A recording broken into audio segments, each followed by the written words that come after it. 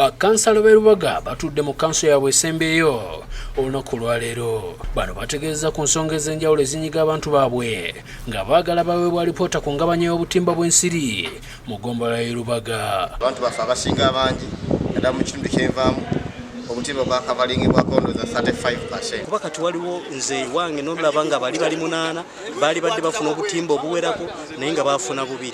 Okusinziira ku sipiika Musa Mbaziira, kansa ebadde bumbawumba ensonga okuli eya ssente z'ensako, akatale k'e Kasubi nga n'omuwendo gwa bakansala gweyongedde ng'ebisenge mwe batuula tebimala. Akatale bangi nnyo okusinga n'emidaala egikola ki egiriyo, ate ng'abali mu katale wabweru eno abamu tebalina midaala, sooka okubasaba naye lisiti bagituwadde wabula tugenda kulaba ngeri ki gye tufollowinga up. Bano era baagala gavumenti eddize ekesesa obuyinza ku kasasiro olw'ensonga nti abaweebwa ttenda z'okuyoola kasasiro tebatuukiriza obuvunaanyizibwa bwabwe. Abantu bawa emisolo mingi, abantu basasula zi property rate, abantu balina obuvunaanyizibwa bungi omuli okulabirira famire zaabwe, okujjanjaba abaana, okubasomesa n'ebizibu ebirala bingi, ate nga baavu.